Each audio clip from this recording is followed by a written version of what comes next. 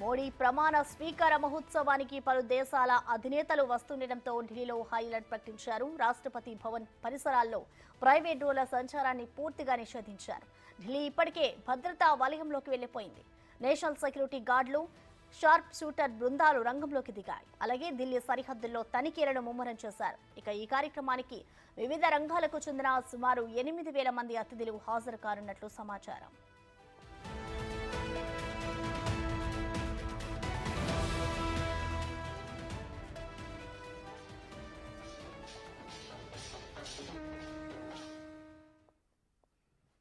దీనిపై మరింత సమాచారాన్ని మా ప్రతినిధి ఢిల్లీ నుంచి శివ లైవ్ లో అందిస్తారు. శివ, చెప్పండి, ఇవాళ ప్రధాని మోడీ మూడోసారి ప్రమాణ స్వీకారం చేయబోతున్నారు. ఈ స్వీకారానికి సంబంధించిన ఏర్పాట్లు అధికారులు ఏ విధంగా చేశారు, అలాగే దాదాపు ఎంతమంది హాజరవబోతున్నారు? శివ,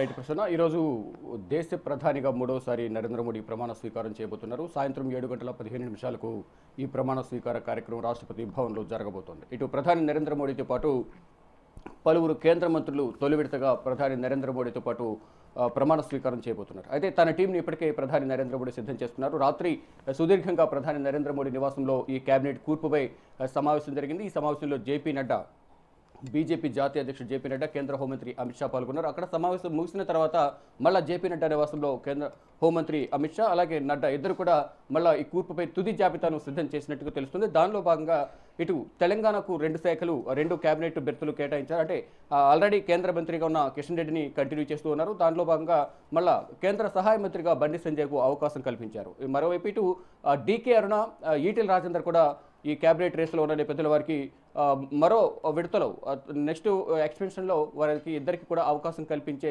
ఛాన్సెస్ అయితే కనిపిస్తూ ఉన్నాయి. ఇక ఆంధ్రప్రదేశ్కి సంబంధించి టీడీపీ నుంచి 16 లోక్సభ ఎంపీలు గెలిచి ఎన్డీఏ కూటమిలో 2వ అతిపెద్ద పార్టీగా ఉన్న నేపథ్యంలో ఇక్కడ చంద్రబాబుకు అత్యంత ప్రాధాన్యత ఇస్తున్నారు. దానిలో భాగంగా 4 బెర్తులు దాదాపు ఖరారైనట్టు తెలుస్తుంది. కానీ ఇప్పుడు తెర మీదకు 2 పేర్లు మాత్రమే వస్తున్నాయి. ఇటు శ్రీకాకుళం నుంచి 3 సార్లు ఎంపీగా విజయం సాధించిన రామ్మోహన్ నాయుడుకు కేబినెట్ హోదా, మొదటిసారి ఎంపీగా గెలిచిన గుంటూరు ఎంపీ పెమ్మసాని చంద్రశేఖర్కు సహాయ మంత్రిగా ఇస్తారంటూ కూడా దాదాపు ఖరారైనట్టు ప్రచారం జరుగుతోంది. మరోవైపు మొత్తం 4 బెర్తులు కేటాయించారంటూ ప్రచారం జరుగుతున్న నేపథ్యంలో దానిలో జీఎంసీ బాలయోగి, మాజీ స్పీకర్ జీఎంసీ బాలయోగి కుమారుడు హరీష్ బాలయోగి కూడా అవకాశం ఇస్తారంటూ కూడా ప్రచారం జరుగుతోంది. ఇటు చిత్తూరు ఎంపీ దగ్గుమండ్ల ప్రసాదరావు కూడా ఈ కేబినెట్లో అవకాశం కల్పించినట్లు ప్రచారం అయితే జరుగుతుంది. దానికి సంబంధించి అధికారిక ప్రకటన రావాల్సి ఉంది. ఇక ఈ కేబినెట్ బెర్తలతో పాటు రాష్ట్ర అభివృద్ధికి సంబంధించి ప్రధాని నరేంద్ర మోడీ నుంచి మాకు హామీ లభించింది, మేము ఎటువంటి పోర్ట్ఫోలియోలు డిమాండ్ చేయలేదనేది విజయవాడ ఎంపీ చిన్ని అయితే చెప్తూ ఉన్నారు. అంటే రాష్ట్ర అభివృద్ధికి కేంద్రం అలాగే ప్రధాని నరేంద్ర మోడీ సహకరిస్తామని మాకు హామీ ఇచ్చారు. ఈ నేపథ్యంలోనే వారు కేబినెట్లు ఎన్ని ఇచ్చినా మేము తీసుకుంటాం, ఆ కేబినెట్ హోదా ద్వారా కేబినెట్ మంత్రుల ద్వారా మరింత అభివృద్ధి చేసేందుకు ఉపయోగపడుతుంది రాష్ట్రాన్ని అనేది వారైతే ఆశాభావం వ్యక్తం చేస్తున్నారు. మేము పాలన పరంగా అన్ని విధాల ప్రధాని నరేంద్ర మోడీకి సహకరిస్తామంటూ విజయవాడ ఎంపీ కేశినేని చిన్ని అయితే మీడియాతో మాట్లాడుతూ చెప్పారు. ఇక తెలంగాణకు సంబంధించి ఇంతకుముందు చెప్పినట్టుగా బండి సంజయ్ కేంద్ర మంత్రిగా, సహాయ మంత్రిగా దాదాపు ఖరారైంది. కిషన్ రెడ్డిని ఆల్రెడీ కేంద్ర మంత్రిగా ఉన్నారు కాబట్టి ఆయన కంటిన్యూ చేస్తూ ఉన్నారు. ఇక జేడీకి సంబంధించి కూడా ఇద్దరికి అవకాశం కల్పించారు. జేడీ అధినేత నితీష్ కుమార్ ఆల్రెడీ తమకు సంబంధించిన బెర్తులకు సంబంధించి మాట్లాడారు. రాష్ట్ర అభివృద్ధికి మరో ప్రత్యేక హోదా గురించి కూడా ప్రధాని నరేంద్ర మోడీ దగ్గర హామీ తీసుకున్నట్టు తెలుస్తుంది. ఈ నేపథ్యంలో ఒక కేబినెట్, ఒక సహాయ మంత్రి లలన్ సింగ్ అలాగే ఠాకూర్ ఇద్దరికి ఈ కేబినెట్లో చోటు కల్పించేందుకు